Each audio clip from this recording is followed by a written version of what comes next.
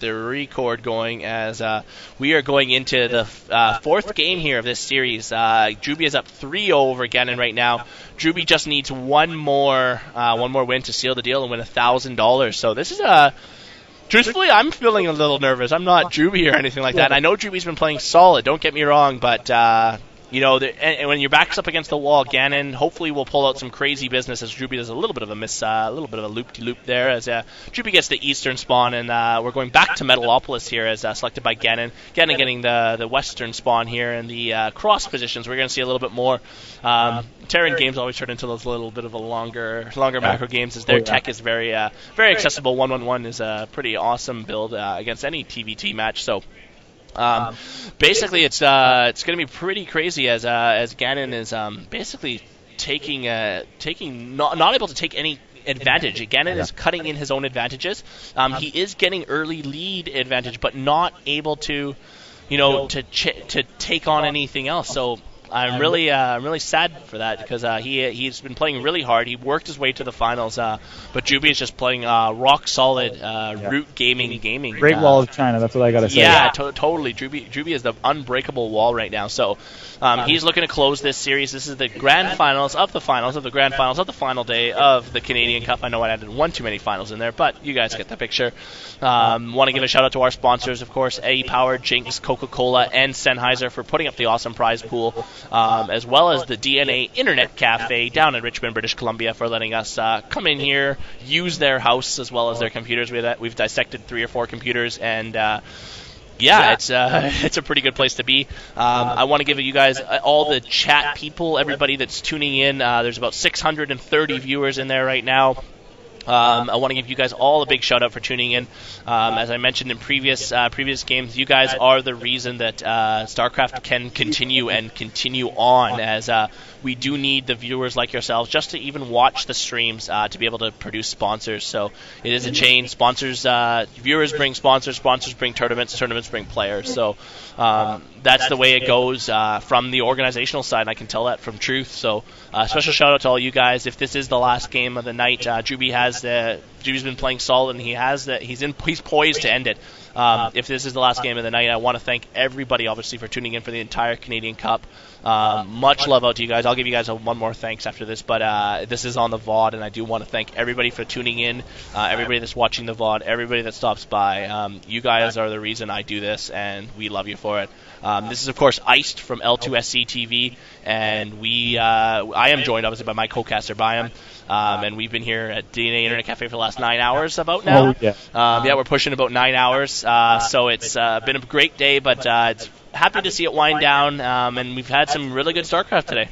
Yeah, we've been casting. Every single qualifiers have been like more than 4 hours long. I mean, 5+ hours. And it's interesting to see we're almost 9 hours here. I mean, it'd be nice if we could go on longer, but I don't know. We're running out of stamina here. I really got to give credit to all those people casting some of those big games like Artosis and Tasteless and the GSL, where they cast for, oh my goodness, so long. And every single day they do that, as well for Day 9, who does lots of things like DreamHack and stuff. Which I don't even know. They start before I wake up and they end when I go to sleep. So a lot of credit goes to them for that. I really understand their plight in this, as of course Ganon is in a 3-0 hole right now, and has to really dig his way out because this is $500 on the line. He has 500 down already.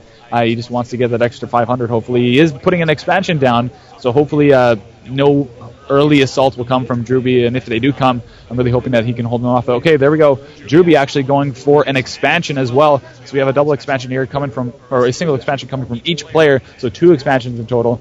As we do have siege tanks coming from Ganon, nothing quite yet coming from Drewbie in terms of tech, just completely concentrating on his army. There we go, finally getting a starport up and running. Has Marines in a forward position as well as getting some more siege tanks. So some nice job there by Drewbie to making sure that he keeps on top of his army macro, as sometimes a lot of people like to let that slip. As siege tank research is now underway for Ganon, so if he gets that out in time, he could defend against any pushes from Drewbie. But if Drewbie moves in right now without any delay, he will catch Ganon with his pants down. But Ganon does have 1 siege tank and 4 Marines. That should be enough to hold off 5 Marines, especially since one is just going to the Zelnaga Watchtower. But of course, we know Drewbie isn't going to be a very, very aggressive player, as we've seen it in the past.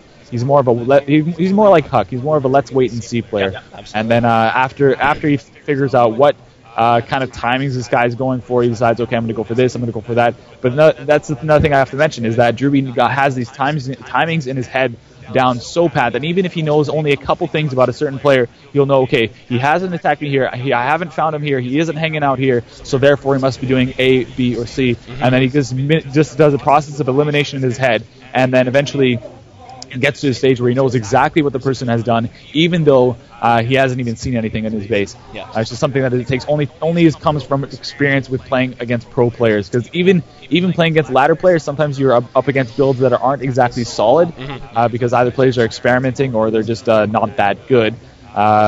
And what happens is that you get used to those builds and you don't get these timings down. So this is really great to see these from Drewbie. So he knows all the strongest builds from Terran, and he knows exactly the timing there. So this is where Ganon comes in, is that Ganon needs to think, okay, what can I do to completely throw Drewbie off, and to kind of show that I still have a chance in this competition, maybe give Drewbie a little bit of doubt. Because right now, 3-0 for Drewbie's favor. Drewbie's sitting really nice and high on his throne. Yeah, no, totally. Drewbie has a stranglehold on this series so far. He's not letting up, as you can see here. Drewbie is doing a good job.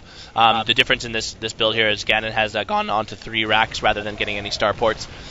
So Drewbie will have that Banshee out. I don't know where precisely it is. I did see a Banshee get spawned for Drewbie. Drewbie's going to hold Ganon in here and on his natural, not really going to let him push. I don't know where the Banshee went. There is a Banshee on the map somewhere for Drewbie.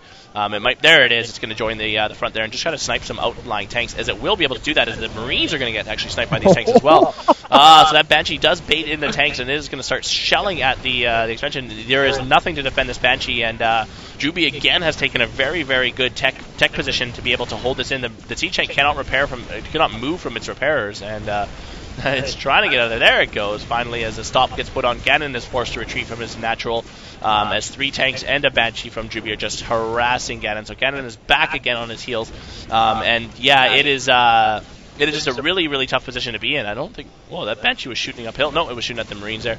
Just still trying to snipe the tanks. Ganon is going to answer back with a Viking. No cloak or anything like that, so Drewbie is most likely going to sack this... maybe sack this Banshee. Yeah, as he moves the Viking in. The Viking will start to get picked by the tanks, as Drewbie's tanks now do reinforce.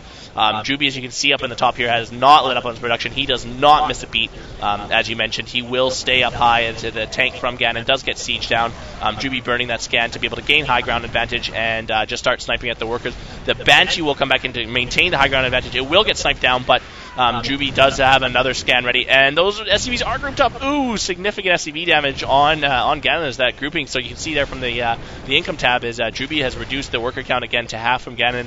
Ganon right back on his heels on this build, and Drewbie is pushing up onto the high ground with his own tanks. Ganon this time obviously in possession of the air for the most part, but Drewbie has now evened up with no Vikings in the thing. Good game, grats from Ganon, and Drewbie does take it home for nothing there at the end. See, that's the problem there.